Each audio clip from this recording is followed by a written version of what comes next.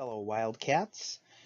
This is my presentation for ABE 170A1 by the great Dr. Poe.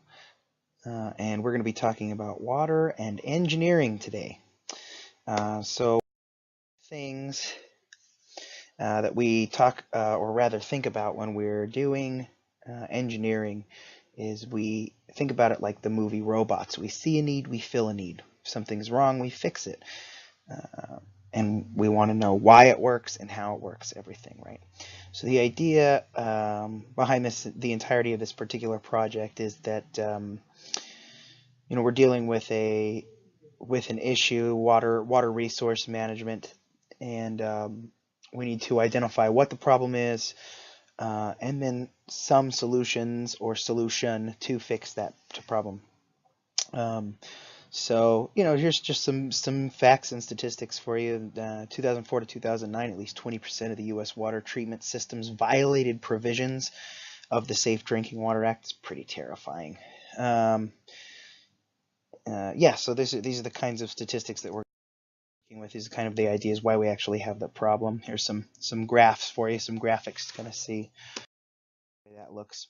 So the real problem behind any of these issues is that it's really not one thing. It's a series of small things that are usually collected together to make one very large issue, or seemingly large issue rather.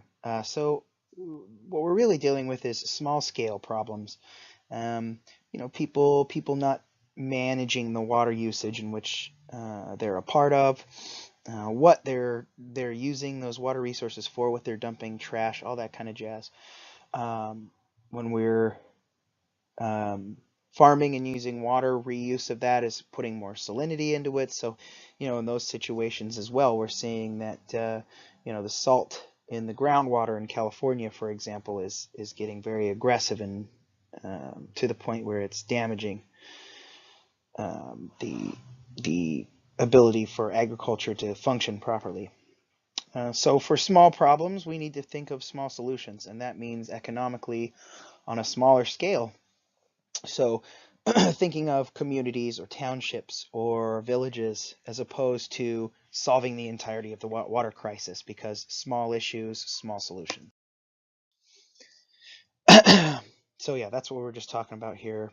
Cheap and effective water treatment systems include solar-powered sterilization and distillation, filtration from cheap materials, and of course maintenance on existing systems, which we did talk about in the class.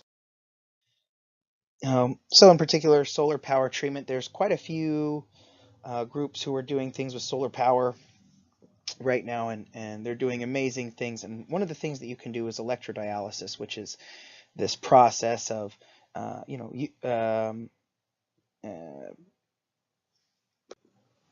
distillation of water through electrolysis and as well as heat. And so with solar, what we're doing is creating that kind of a idea.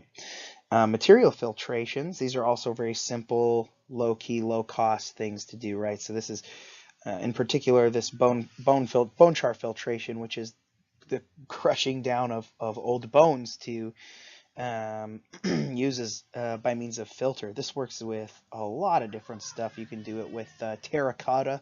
There are some pots like that kind of a thing. And they do it as well with some types of fibers and materials that are very recyclable, essentially. And then, of course, there's system maintenance. This is a big problem in places like Flint, Michigan, obviously, where we also talked about that in the class, right? These infrastructure as well as lead poisonings and then piping from other areas is just damaging, and we'll see that in the next slide.